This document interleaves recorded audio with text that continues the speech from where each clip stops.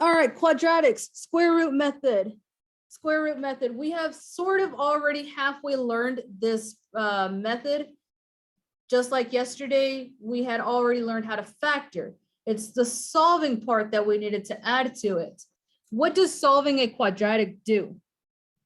What's the whole point behind solving the quadratic? What are we looking for? What is the answer? The answer represents the what? The x-intercepts.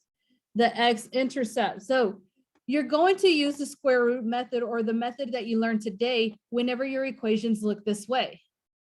Now, where do we see ax squared minus c?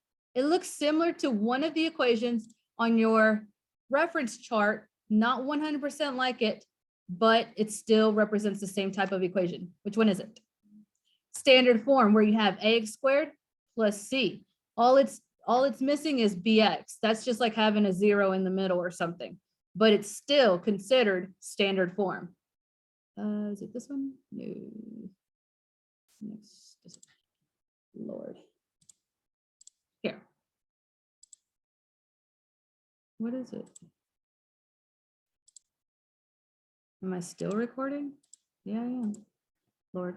Okay, so ax squared minus c is still considered to be standard form.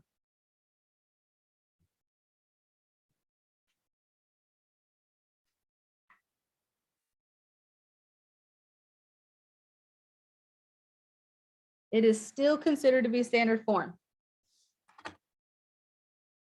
And it's just going to look a little bit different. The method that we learned today, if you are able to recognize it, it will make this go faster than if you had to do solving the old school way or the way we first learned how to do it. Okay. First, we need to look at, first, we're going to go back to factoring using the difference of squares method. We went over difference of squares again yesterday. How do you recognize it? You don't recognize it by seeing an X. I'm sorry? Hold on, sorry. What? There's a negative sign. That is your first indicator. You have a minus sign.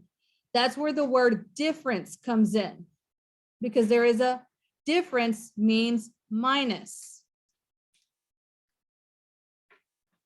What else? How else do you know you're going to find the difference of squares? Two terms. It's a binomial, two terms.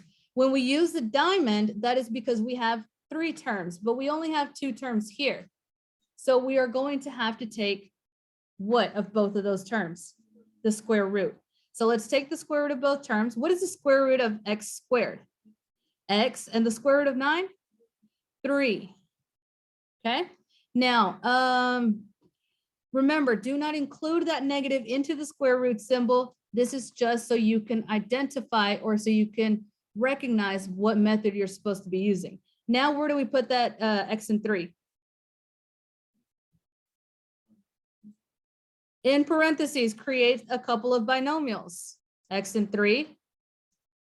X and 3. What's the last step? Plus minus. Plus minus. Now the step, this is as far as we got the first time around that we learned how to do this. The solving part, what part did we add yesterday?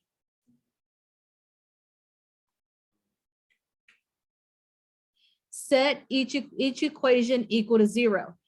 Create an equation out of each binomial. Create an equation out of each binomial. So x plus 3 equals 0. And on another side, x minus 3 equals 0. All right, now how do we solve for x? We want the x to end up by itself. So how do we solve that first one? Minus 3. Minus 3 eliminates it on the left, brings it back over to the right. X equals -3. What about this one? Plus 3.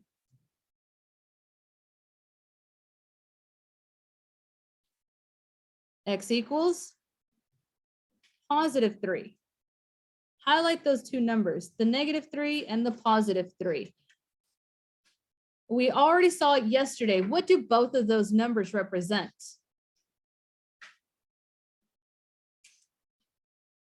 It represents your x-intercepts. It represents the x value of the x-intercept. Those two numbers are your x-intercepts. So remember, if you have a graph included with the equation, it's as easy as looking on the graph and identifying what the x-intercepts are. But if the only thing you have is an equation, you have to know that if it's a quadratic, the only way to solve for x is to factor, okay? Now, what is the ordered pair for this left x-intercept? -3, 0. We talked about writing the x and the y, or the x-intercepts correctly. This -3 is actually printed. It's listed on the x-axis. So this -3 needs to be on this side. Always write your ordered pairs in alphabetical order. X comes first, then your y. And what about the x-intercept on the right? 3, 0? 3, 0. 3, 0. So this -3 represents this x-intercept. This +3 represents this x-intercept.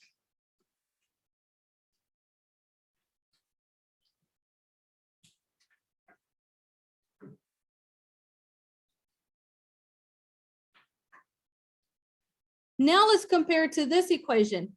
What is the difference, or what differences do you notice between the way it's written here and the way it's written down here? I'm sorry, you're gonna have to speak up. There's an equal sign. I'm over here still trying to talk about last week. Yesterday, when we had a term on the other side of the equal sign, what would we do? Not kidding that. What do we have to do first? What was the first step yesterday? You had to make sure to move it back to the left side. So all of your terms were together. But how many terms do we have here? 3. And once again, we're emphasizing on the fact that you only have 2 terms here. So there's actually a much faster way of solving a problem that is difference of squares if they're on different side of the equal sign, okay? So you recognize this because what you have to recognize is that you have 2 terms with an equal sign in the middle of it, not a minus sign. You have the equal sign, meaning they are on the opposite sides of the equation. In the first one, you had a minus sign between them, but this one now you have an equal sign between. We're still going to take the square root of both. So we're going to take the square root and square root. What is the square root of x? I mean, the square root of x squared. X squared. I mean, x, sorry. I've been teaching this too. I've been repeating everything. Sorry. The root eliminates the squared. The root eliminates the squared. That's all it does. Go wash your face. Bring down your equal sign. And now think about this. What 2 pairs of numbers multiply to give you 9? Okay, we have an obvious 3 times 3. 3 times 3 gives you a +9, but think outside of the box. There's another pair of numbers that multiply to give you 9, and it is the same exact number as well.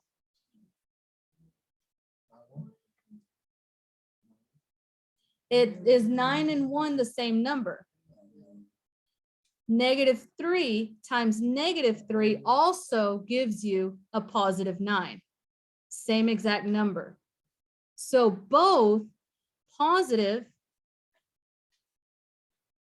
and -3 multiply to give you a +9.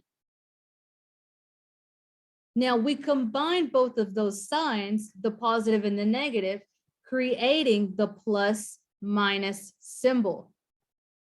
We combine both of those possibilities by using the plus-minus symbol.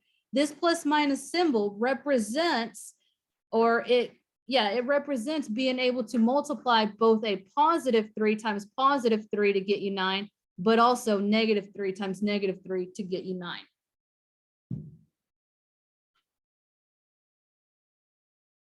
And that's all the work that's involved with a problem like this.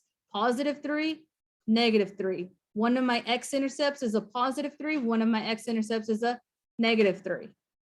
Same thing, less work. Everybody see that? Now, there are going to be some examples. It's all, we're always going to be building up, but there's going to be some examples where we're able to split that plus minus, where we're able to split it again, sending a plus sign one way, minus sign another. So it would represent x is equal to a positive 3, x equals negative 3. Turn the page when you are ready.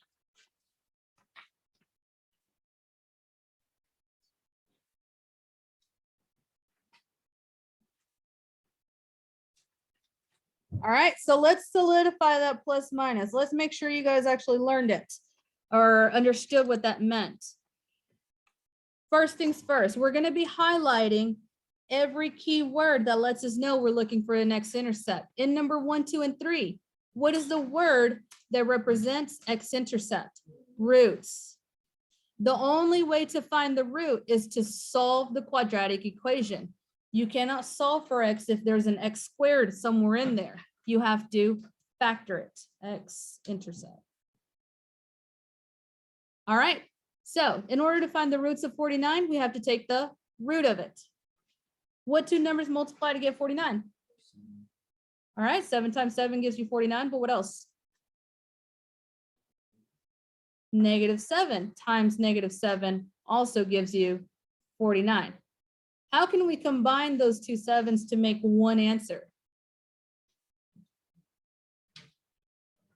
Plus minus 7, plus minus 7. You write it as plus minus 7. What about, let's try the next one. What two numbers multiply to get you 100? 10 times 10. 50 times 2 is 100, not the same number. So 10 times 10 is 100. What else?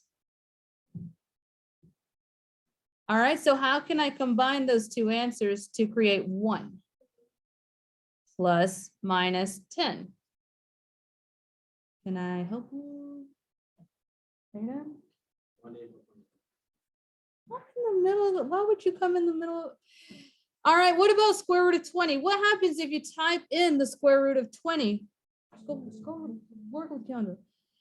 It gives you a decimal. It gives you a decimal. If it gives you a decimal, what does that mean? What does that say about the number 20? That it is not a what?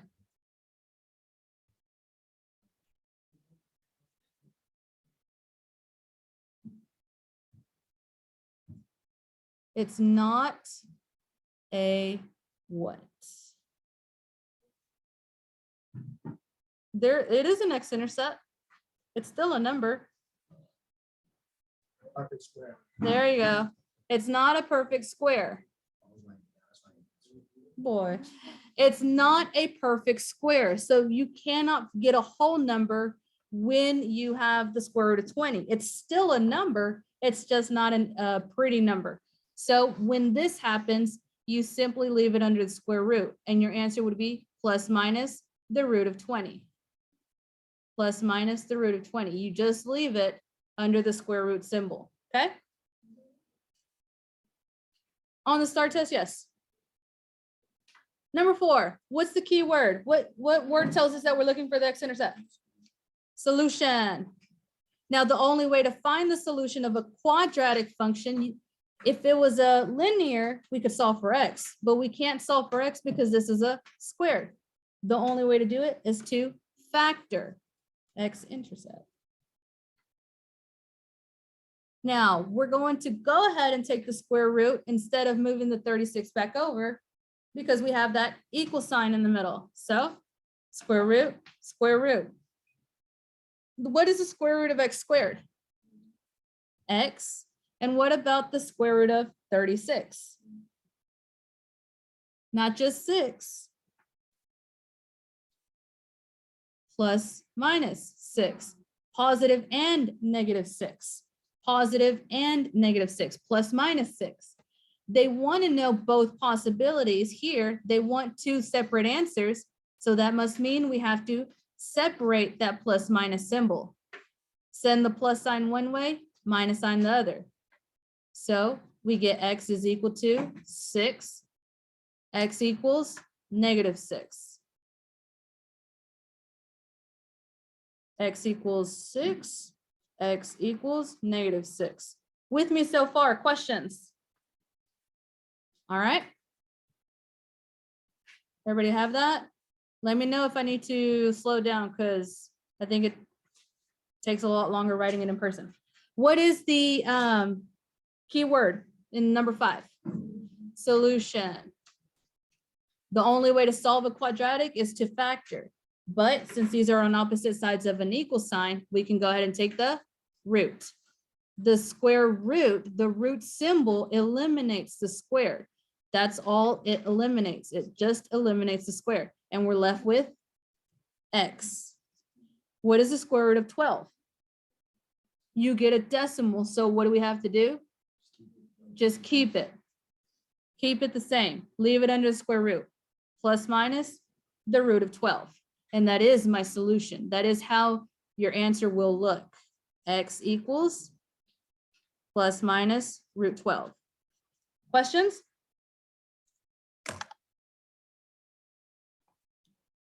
All right. Zai spoke for y'all, so I'm moving on. Number 6. What is my keyword? Solutions. All right, 2 terms, equal sign in the middle. So we do take the square root. The root eliminates the square. The root eliminates the square only. So the square root of x squared, x. What about root of 32? Once again, it gives you a decimal. So if it gives you a decimal, keep it under the root. The answer is x equals plus minus root 32. X equals plus minus root 32. Are we good so far? Think you got the hang of that plus minus symbol? All right. Number 7, what's my keyword? Solution. This equation looks just a little bit more different than the one we just did. Why? What's different about it? There's parentheses. What's in the parentheses? It is 2 terms. Good. X plus 7. I haven't gotten that answer, but it is 2 terms. X plus 7. There's a 7 in the parentheses with the x. How do you think we're going to solve that one? So that is a response that I have been looking for all day, but that's not what we do. It's okay though. A lot of people think what we're going to do is box method here because we have seen that before. But once again, what would eliminate this squared? Taking the square root. Taking the square root. So we're still going to use the same step. And only the root only eliminates the squared. So what are we left with? The inside of the parentheses, which is x plus 7. The square root of 64 is what? Plus minus 8. Plus minus 8. Now, our x-intercepts are just the x value. Notice x is not by itself. So what are we going to have to do? Solve. Solve for x. Solve for x. Try to get the x by itself. And we're going to do that by doing what? I know how. Minus 7. Don't bring anything down just yet. Don't jump the gun. First, I need you to understand that we're moving the 7 over. Got it? We're solving for x because we want x to end up by itself. Everybody with me? Now, because of this special plus minus symbol, you want to keep that in between the terms. So you always want to move the -7 down first. You want this to stay in between, and you'll see why in a little bit. Not with this example, but you will see why soon enough. So when you're bringing down your terms, plus minus needs to be in the middle, okay? Plus minus, I'm just gonna put in the middle. You need to keep that plus minus symbol in the middle. So we're gonna bring the -7 down, plus minus 8. With me so far? I didn't get a no. So do you think we're going to be able to continue solving? Yes or no? We are not done yet, correct? We're not done yet. Here we go. Write this note. Not difficult. If you get all whole numbers, the reason I say all is because we're going to be adding more whole numbers to that equation. All, if you get all whole numbers, you must, not much, must finish solving for X. If you get whole numbers on both sides, or if you get all whole numbers, because there will be a third whole number in there somewhere along the way, you must continue. You must finish solving for X. You must finish solving for X. If you get all whole numbers, you must finish solving for X. How do you think we're going to finish? It involves using this. What happens to it? It just disappears. Split it. You're going to split the plus minus symbol. You're going to split the plus minus symbol. And it becomes two different equations or two different answers. Now, this -7 has nothing to do with the plus minus symbol. I'm still bringing that down. -7 plus comes to the left side. X equals -7 minus 8. So your plus minus symbol broke apart into this plus and this minus. Everybody see it? Thank you for the head nods.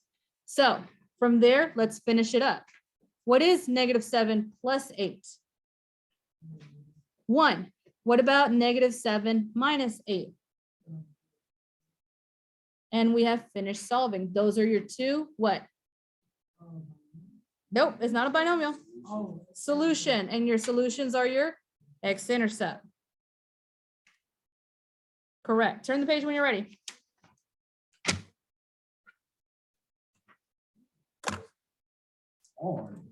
That was not difficult.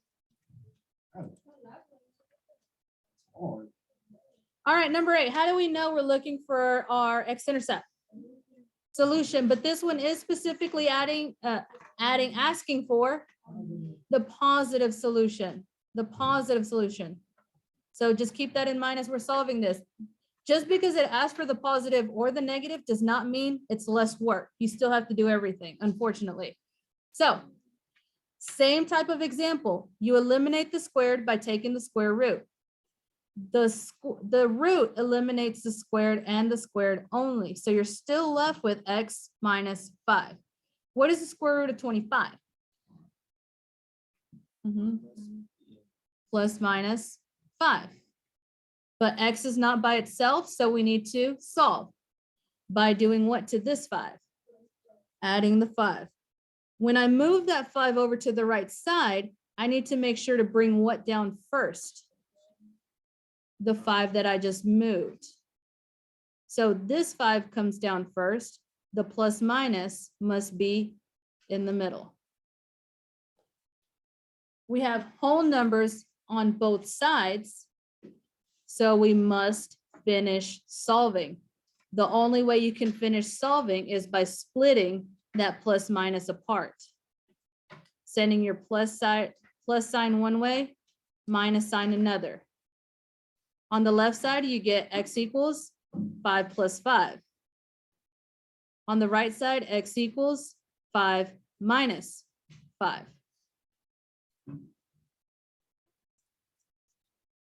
You have to sit up there. And 5 plus 5 gives us 10. So x equals 10. 5 minus 5, 0. X equals 0. Now, 0 is not positive or negative, so I'm just going to go with the x equals 10. On the STAR test, it'll be much more obvious. You'll literally have a negative one and a positive one, okay? So when you are filling in your gridables, you can put your 10 anywhere. You can put it here, you can put it in the middle, or you can put it in the back. Up to you. I always end up putting it in the front. That's just me, personal preference. Somebody asked, do you have to bubble in the positive?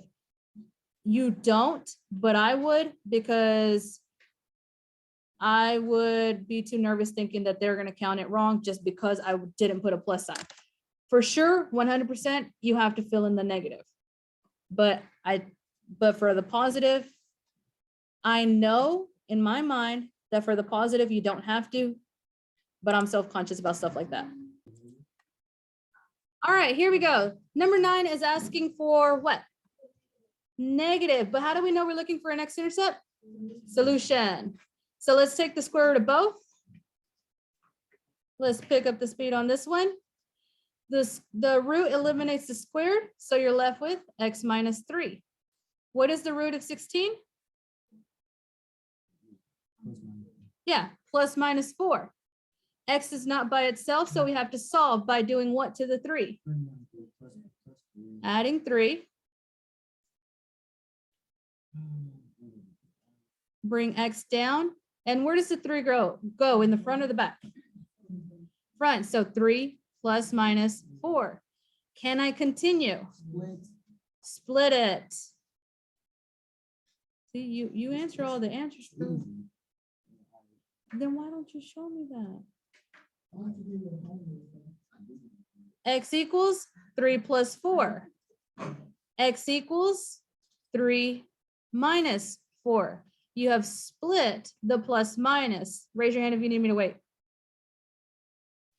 Okay. It's hard for some people, right, Hagen? All right, so what is 3 plus 4? 7. So x equals 7. 3 minus 4? X equals negative 1. So what answer are we going to bubble in? Negative 1. Once again, doesn't matter if you put it in the front or the back, but this time 100% it does matter if you bubble in that negative. Okay, next one, number 10. Ready? All right, so Zai already yelled or shouted out the keyword. Our keyword is solution. Solution. So we're going to take the square root. What happens when I try to take the square root of 22? It gives us a decimal. So since keep it, and what do you put in front? Okay. Now what? Are we done? You have to finish solving for x. Move the 6 back over. Opposite of a positive 6, negative 6. You get, and where does that negative 6 go? In the front or the back? So negative 6 plus minus square root of 22. Can I continue? No. This is where you can stop because your the number behind the plus minus is still under the square root. So you can't combine it either way. So technically you don't have two answers. Just write it as negative 6 plus minus root 22. Just keep it together. More than likely, they're going to show it together instead of separate. What is the keyword? solution. So let's take the square root. The root eliminates the squared. You're left with just x minus 2. The root of 17 is decimal, so keep it under the root, but go ahead and include that plus minus. X is not by itself, so what do I need to do? How do I move that 2? And when I bring it down, is the 2 going to go in front or behind? In the front. My goodness, if that noise is on my video. 2 plus minus root 17. Do you continue? No. You can stop there. That will be your answer. 2 plus minus the root of 17. Questions? All right. Go ahead and write that into your answer, okay?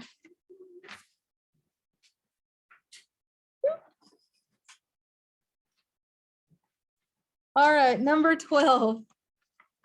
What's the key word? All right. Take the square root. Listen, I was going to make sure to give you guys enough examples. See? No, we're not. Thank you. You're welcome. What is the root of 45? She don't know, but she don't want to check. Decimal. Decimal. 9 times 9 is 81. So, x is not by itself. How do we finish solving? How do we move the 5? Out of the 5. All right, and the 5 comes, ends up where? In front or in the back? 5 plus minus the square root of 45. Questions? Because we're about to kick it up a notch for the last 3. Oh, I don't think you're ready for the next one. I'm already done with it. Oh, are you? Come show me your answer. All right, make sure you write it down here as well. X equals 5 plus minus root. See, he's not done, or else he would have gotten up immediately. How do we know for number 13 that we're looking for the x-intercept? Solution, but they're asking specifically for which one? The positive one, right? The positive solution. Now, how is this problem harder than the last? There's a 3 in front of the variable. There's a 3 in front of x, but we're still going to continue to solve it the same way. The root eliminates the squared. Root eliminates the squared. 3x plus 1. What is the root of 49?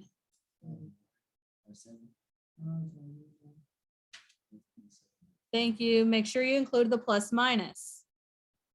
Now it just became 2 more steps because there's a coefficient. What do I move first, the 3 or the 1? Minus 1. You can't touch 3 until you get rid of the extra term. 2-step equations. We learned this in the first semester. 3x, negative 1 comes down first. With me so far? Okay. Yeah, come show me your answer. Please come show me your answer, genius. It would be x equals 2. And then? You need to do it on the thing. All right, what's the last step? Oh, God, you gotta divide it. You gotta divide both of them by 3. Now, this is the only occasion, the only topic, go sit down.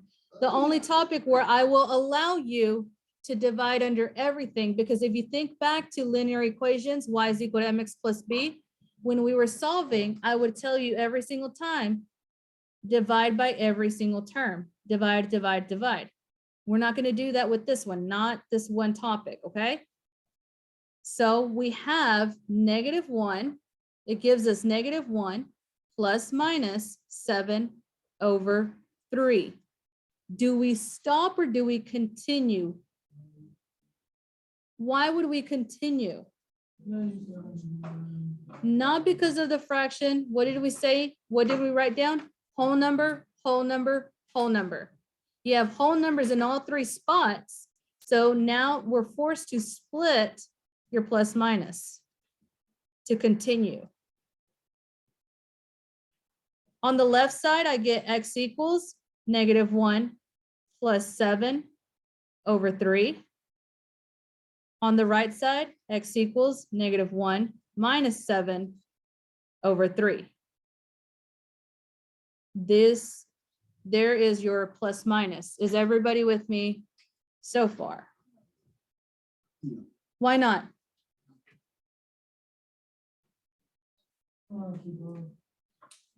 All right, so you combine the top first. What is -1 plus 7? And 6 divided by 3 gives us 2. Next, what is -1 minus 7? Just in case our answer ends up being a decimal, what is -8 divided by 3? You're the one that has the answer. What is it? So you didn't continue. So you did not continue. You should get -2.66667. So anytime you have a 66667, just round the 6 to a 7, -2.67. In this case, it doesn't matter which way we round because they want which answer? Your positive one. So bubble in that +2. Bubble in the +2. Ready? Almost done. The very last one's the fastest one. All right. All right. This time they're asking specifically for the negative solution. For the negative solution. Let's take the root of both. So when we take the root, we have 2x minus 7 left behind, the square root of 81 plus minus 9. When we solve, what is the first number that we move? We add 7. Bring down your 2x, 7 plus minus 9. And the last step, divide. Do we continue, yes or no? Why? We now have whole numbers on all three spots. So send your plus sign one way, minus sign another. X equals 7 plus 9 over 2. X equals 7 minus 9 over 2. What do you combine first? Correct. You combine the top first. What is 7 plus 9? Hold on. Don't get. And 16 divided by 2? All right. That's not my negative solution. So let's keep going. 7 minus 9 gives us. And -2 divided by 2? -1. So which answer are we going to bubble in? -1. Bubble in your -1. Make sure you bubble it in. Practice doing that. Because if you're not bubbling it in correctly, you're more than likely going to get it wrong. What's my keyword in this last one? Solutions. First we got to do, take the root. Root eliminates the squares. So on the left side, we are left with 2x plus 3. What happens when we try to take the root of 33? It gives you a decimal. So when it gives you a decimal, thank you. Leave it under the root. Leave it under the root. Or do we stop there? No, you have to solve. Solve by moving moving the 3 first.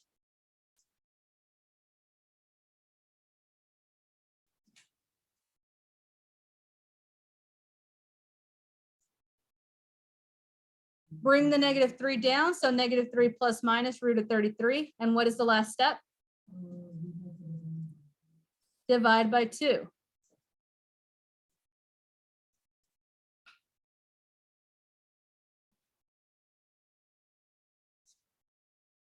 Can we continue? Nope. We have a root, not whole numbers in all 3 spots, so we're done.